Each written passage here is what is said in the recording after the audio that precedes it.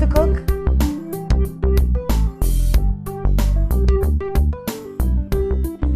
Hey, I'm Giulia and welcome to my kitchen. Today I'm going to show you a recipe which is something that my kids love, and originally was used, it's basically a custard, homemade custard. Created, I'm assuming, to do all kind of cakes, fillings, and layered cakes and that kind of thing like that. But you can also do very simple desserts when you don't have anything else or you don't want to bake. This is all done on the stove. It takes maybe tops 20 minutes. As it happens, this last New Year's Day, didn't know what to make as a dessert. We got together and we've had so much sweets and stuff over the holiday that I thought, oh, maybe something simple. Well, it turns out that everybody loved it. And so basically, you start with a vanilla custard. And what we're going to do is then we are going to split it in a half into different bowls and make half of them with chocolate. So what you're going to need is like 2 cups of whole milk, please. It's always best. It comes creamier. Half a cup of sugar, 4 egg yolks, separated obviously, and 3 full tablespoons of, I use cake flour because it's a less, floury. It's got a lighter taste to it, and 1 teaspoon of vanilla. Okay, so what we're going to do is we're going to start with one of the tricks I've learned over the years, because it used to take me about a half hour just to do the custard, because you have to bring the milk to temperature and it's going to thicken in, that kind of thing like that. So now I've learned that you can actually scald the milk almost to a boiling point, and as long as you introduce the small amounts first to bring it to temperature in the eggs and the flour, the rest of it is like, it takes less than 10 minutes. Okay, so we're going to put this in the microwave. And we're going to microwave it for about maybe 4 minutes. And let's see. Now, in the meantime, what we can do is like get the eggs in the same pan. I don't use too many other implements. I've just put the eggs. And what I do is I'm just going to whip the sugar, the sugar with the eggs until they get creamy.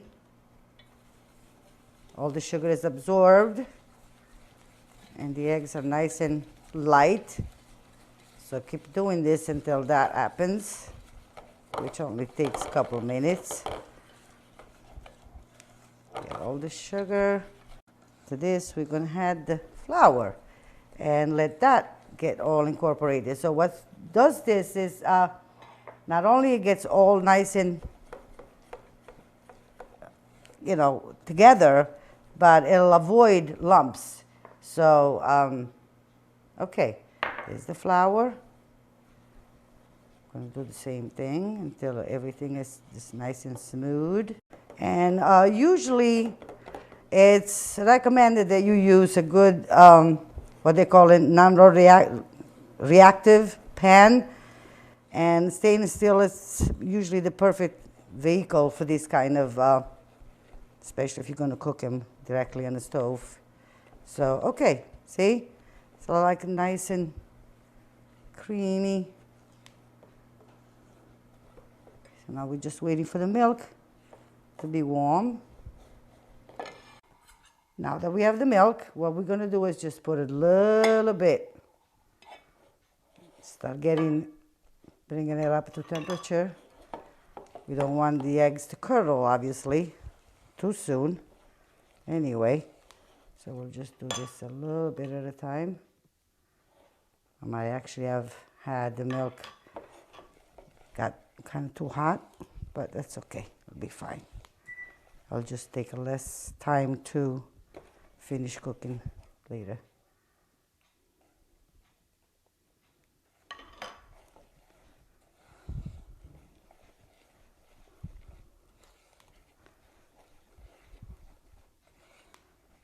Okay. So once all this milk gets incorporated, but I'm going to put the rest of it all at once, then we'll go on the stove, finish cooking it there.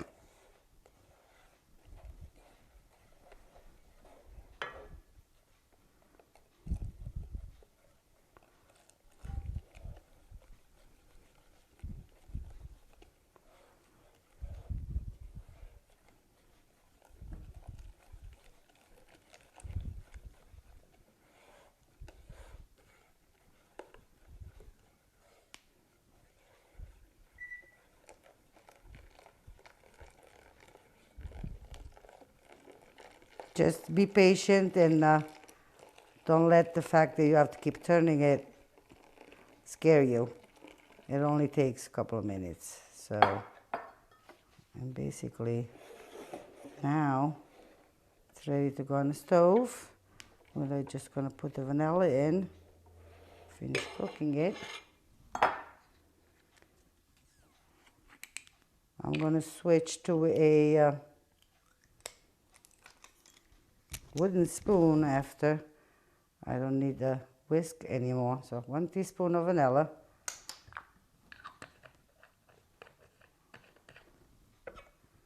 Okay, and we're ready to go on the stove.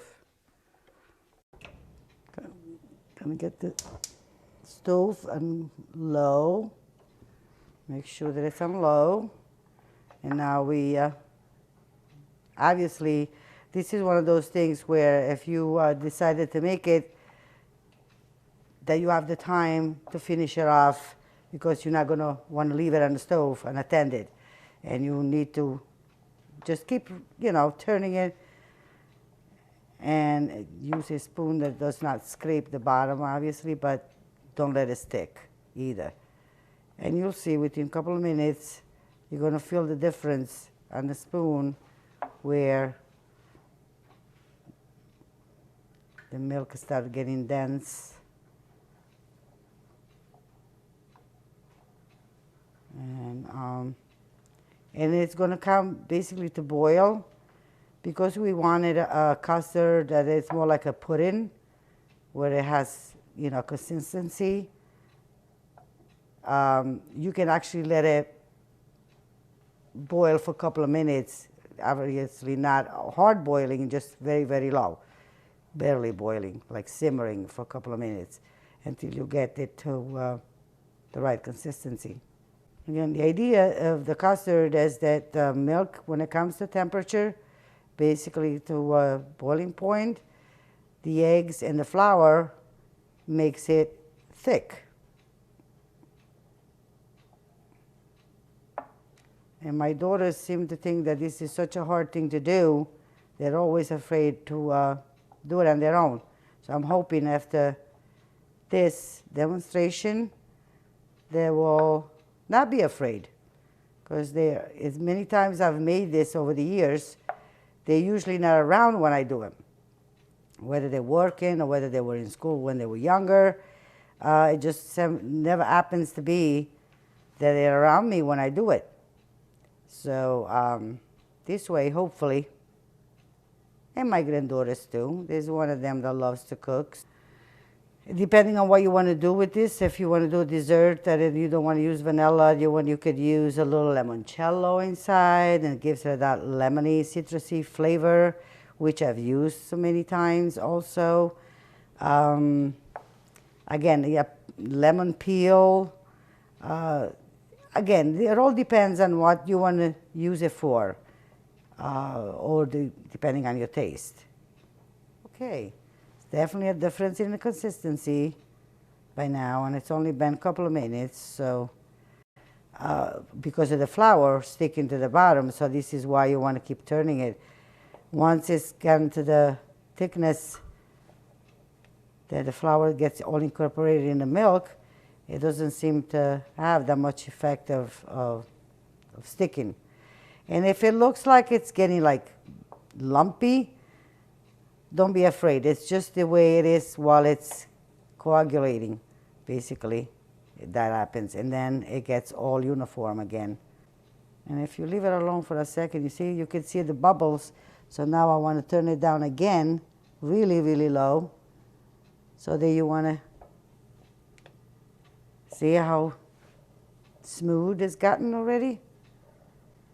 Oh, and I wanted to mention also that this kind of custard can be done with, if you are allergic to flour or you prefer not to use it, that kind of thing like that. You can use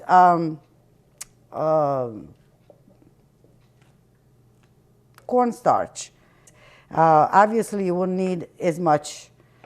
I think that for this amount of custard, 1 tablespoon of cornstarch should be plenty. But you can try. You can, you know, play with it and see. Okay, so basically this is it. Now, if I want it any thicker, then I could just, it will not stick to the bottom at this point, even if I leave it alone for, you know, a couple of minutes. So what I'm going to do is just let it condense even a little bit more, even though it's pretty good already, for another couple of minutes. And then we're ready to go. All right, I'm ready to get this off the stove. It's only been another couple of minutes, and it seems to be in a very good consistency. So now what I'm going to do is split this in a half, more or less, whatever. Let's see how we do this. Okay. And so now that it's still hot, this is what you want to do now, is you want to get the chocolate. And what I'm using is the miniature chocolate chips, semi-sweet chocolate chips, because they'll melt faster. You know, won't need another pan to melt them. You won't need a double boiler. What we're going to do is just drop them in. And basically, you want to get this dessert in the cups that you want to use them before it gets cold, because you want it actually to set into the refrigerator so you can layer it without having to mess up anything. So we'll start with 4, but you can even make more desserts with this amount of, let's just start with like 1 spoon each. And you can layer them as many times as you want, or you can do just 2 layers, it doesn't matter. So now we waited a couple of minutes, and as you can see, the chocolate has melted. It's a nice color, but I like, again, if you like it darker, you can put more chocolate in. That's all there is to it. So now we're going to add the chocolate layer.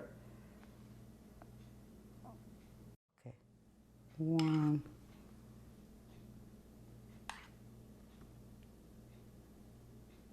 Now we could do another layer of the chocolate, only because then on top of it we could put a little bit of whipped cream, and it'll look nice against the brown. So we're going to do a little bit of the brown. Let's see if we can get. So now what we do is we finish decorating it, and again, this is something your choice. You can put a little dollop of whipped cream and a piece of fruit, fresh fruit on it, or like I decided this time, I'm going to do just put one of those cookies. They're like little cigars, and they go so well with these kind of desserts too. So whatever your preference, whatever you have at home, whatever makes it easy.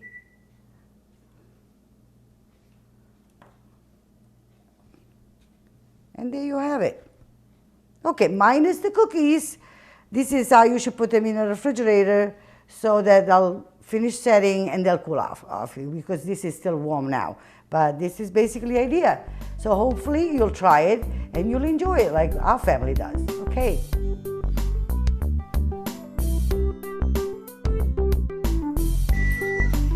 What are you fixing, Vito? The leftover from the last night. Ah, nice. I got some ham, the string beans, or potatoes. Beautiful. Amazing.